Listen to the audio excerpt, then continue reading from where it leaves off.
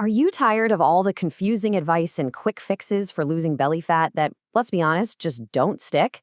Well, today we're going to cut through all that noise. We're going to give you a science-backed blueprint that actually works. So let's just dive right in.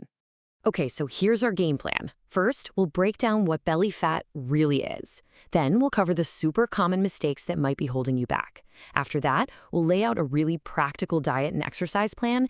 And finally, we'll tie it all together with the crucial lifestyle habits you need for long-term success. All right, first up, let's get to the core of the issue. Because when we talk about belly fat, we're actually talking about two very, very different things.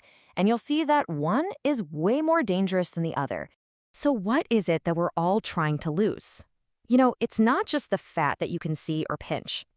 Turns out there's a hidden component, and that's the one that has a massive impact on your overall health. So you've got two types. On one side, there's subcutaneous fat. That's the pinchable stuff right under your skin. It makes up about 90% of our body fat. But look at the other side. That's the real concern. Visceral fat. This is the deep internal fat that's packed around your organs, like your liver and intestines. You can't see it, you can't pinch it, but it's the one that poses serious, serious health risks. Yeah, this quote really hits the nail on the head. Visceral fat isn't just sitting there. Think of it like a little factory that's constantly pumping out inflammatory stuff into your body, which seriously increases your risk for chronic diseases. So our goal here isn't just about looking better, it's about getting healthier from the inside out. So why do so many of us struggle to lose belly fat, even when we feel like we're trying everything? Well, often it's because we're falling into a few really common traps. Let's break them down. Okay, first big mistake. Being obsessed with the number on the bathroom scale. I get it, when that number doesn't move, it feels so defeating. But here's the thing, the scale just doesn't tell the whole story. Did you know your weight can naturally swing by up to 4 pounds in a single day? It's true. This is because of things like water retention, hormones, or even just gaining a little muscle as you lose fat.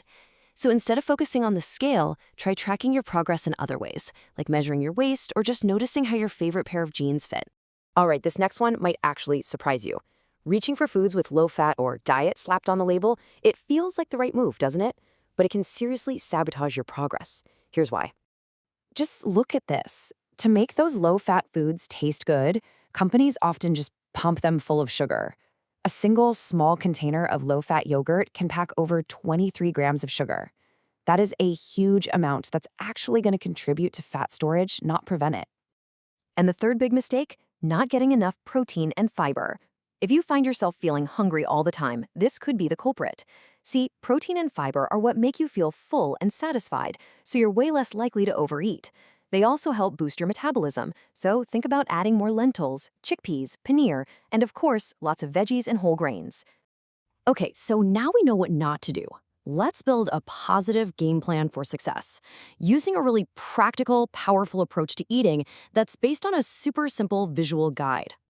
Let me introduce you to the Indian Plate Method. It's this awesome visual tool that helps you build perfectly balanced meals without any complicated calorie counting. Seriously, it's such an intuitive way to keep your blood sugar stable and get your body into fat-burning mode.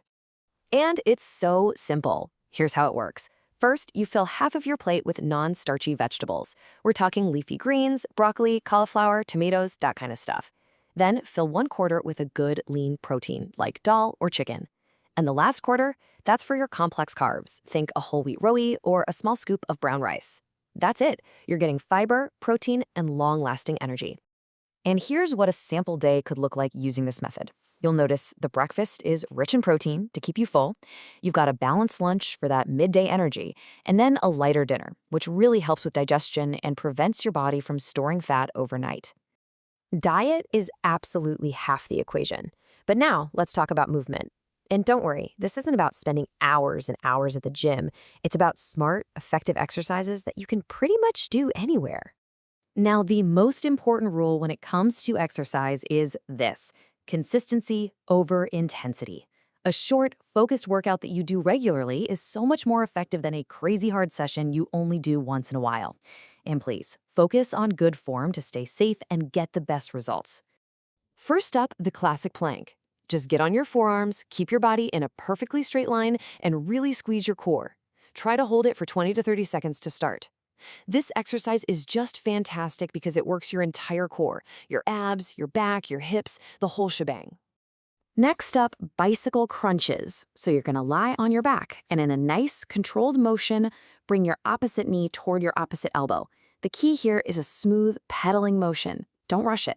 This one beautifully targets your abs and those muscles on the sides, your obliques.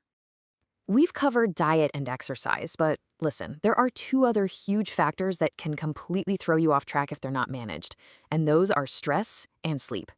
Let's get into the science of this for a sec. When you're constantly stressed, your body releases a hormone called cortisol. And cortisol basically sends a signal to your body to store fat, especially right around your belly. At the same time, when you don't get enough sleep, it messes with the hormones that control your appetite, leading to major cravings for all those sugary, high-fat foods. So here's the most important point of all.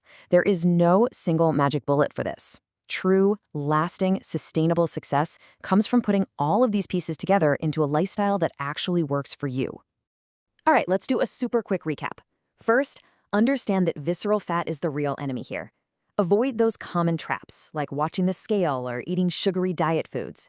Use the plate method for easy, balanced meals. Do simple, consistent exercises. And, this is so important, manage your stress and make sleep a non-negotiable priority. Combining all of these is the real secret.